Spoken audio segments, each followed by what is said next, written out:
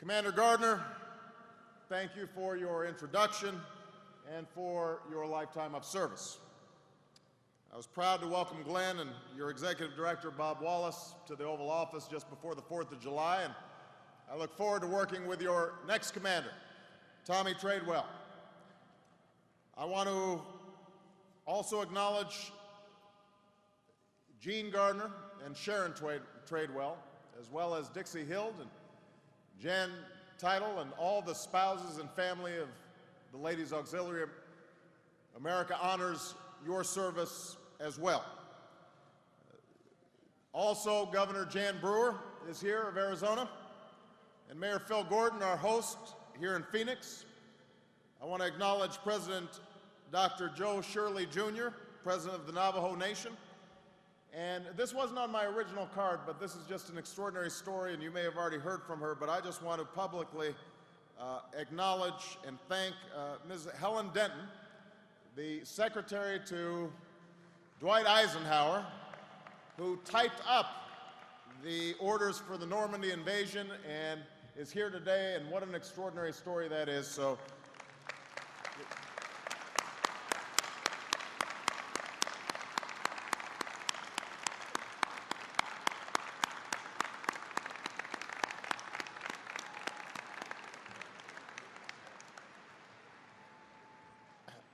members of the Veterans of Foreign Wars, I am honored and humbled to stand before you as Commander-in-Chief of the finest military the world has ever known.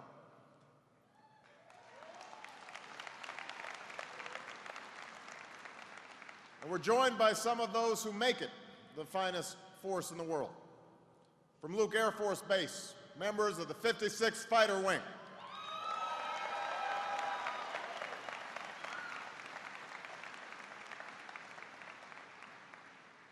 Whether you wear the uniform today or wore it decades ago, you remind us of a fundamental truth. It's not the powerful weapons that make our military the strongest in the world. It's not the sophisticated systems that make us the most advanced. The true strength of our military lies in the spirit and skill of our men and women in uniform. And you know this.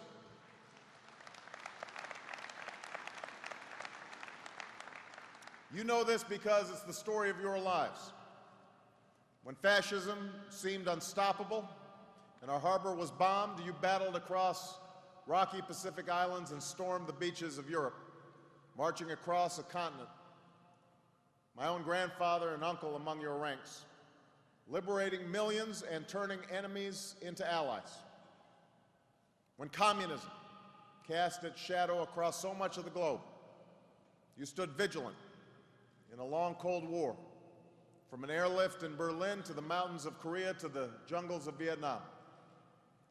When that Cold War ended and old hatreds emerged anew, you turned back aggression from Kuwait to Kosovo.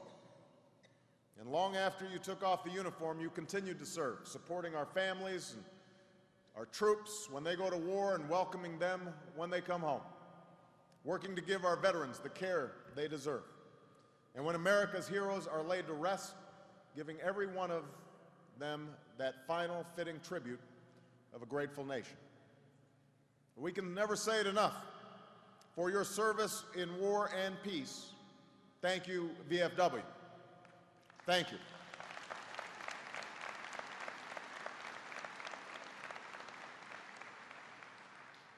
Today, the story of your service is carried on by a new generation, dedicated, courageous men and women who I have the privilege to lead and meet every day. They're the young sailors, the midshipmen at the Naval Academy who raised their right hand at graduation and committed themselves to a life of service. They're the soldiers I met in Baghdad who have done their duty year after year on a second, third, or fourth tour. They're the Marines of Camp Lejeune, preparing to deploy and now serving in Afghanistan to protect Americans here at home.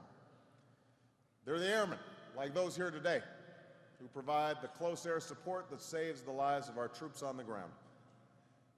They're the wounded warriors at Landstuhl and Walter Reed and Bethesda and across America, for whom the battle is not to fight, but simply to speak, to stand, to walk once more. They're the families that my wife, Michelle, has met at bases across the country.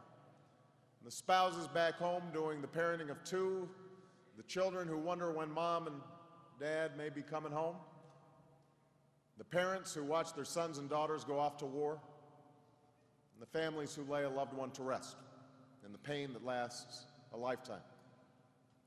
To all those who have served America, our forces, your families, our veterans, you have done your duty. You have fulfilled your responsibilities. And now a grateful nation must fulfill ours. And that is what I want to talk about today. First, we have a solemn responsibility to always lead our men and women in uniform wisely. And that starts with a vision of American leadership that recognizes that military power alone cannot be the first or only answer to the threats facing our nation. In recent years, our troops have succeeded in every mission America has given them, from toppling the Taliban to deposing a dictator in Iraq to battling brutal insurgencies. At the same time, forces trained for war have been called upon to perform a whole host of missions. Like mayors, they've run local governments and delivered water and electricity. Like aid workers, they've mentored farmers and built new schools. Like diplomats, they've negotiated agreements with tribal sheikhs and local leaders. But let us never forget, we are a country of more than 300 million Americans. Less than 1% wears the uniform. And that 1%, our soldiers, sailors, airmen, Marines, and Coast Guardmen, have borne the overwhelming burden of our security. In fact, perhaps never in American history have so few protected so many.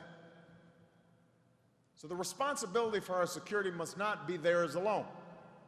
And that is why I have made it a priority to enlist all elements of our national power in defense of our national security. Our diplomacy and development, our economic might, and our moral example. Because one of the best ways to lead our troops wisely is to prevent the conflicts that cost American blood and treasure tomorrow. As president, my greatest responsibility is the security and safety of the American people. As I've said before, that is the first thing I think about when I wake up in the morning. It's the last thing that I think about when I go to sleep at night. And I will not hesitate to use force to protect the American people or our vital interests. But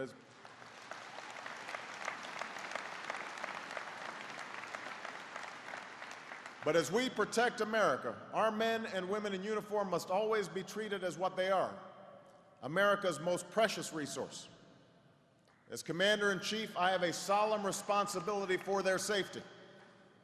And there's nothing more sobering than signing a letter of condolence to the family of servicemen or women who have given their lives for our country. And that's why I've made this pledge to our armed forces. I will only send you into harm's way when it is absolutely necessary. And when I do, it will be based on good intelligence and guided by a sound strategy. I will give you a clear mission, defined goals, and the equipment and support you need to get the job done. That's my commitment to you. Which brings me to our second responsibility to our armed forces, giving them the resources and equipment and strategies to meet their missions. We need to keep our military the best trained, the best led, the best equipped fighting force in the world. And that's why, even with our current economic challenges, my budget increases defense spending. We will ensure that we have the force structure to meet today's missions. And that's why we've increased the size of the Army and the Marine Corps 2 years ahead of schedule and have approved another temporary increase in the Army. And we've halted personnel reductions in the Navy and Air Force. And this will give our troops more time home between deployments, which means less stress on families and more training for the next mission.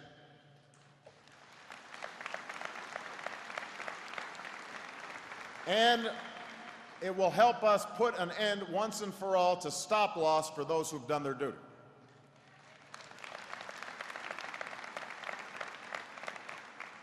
We will equip our forces with the assets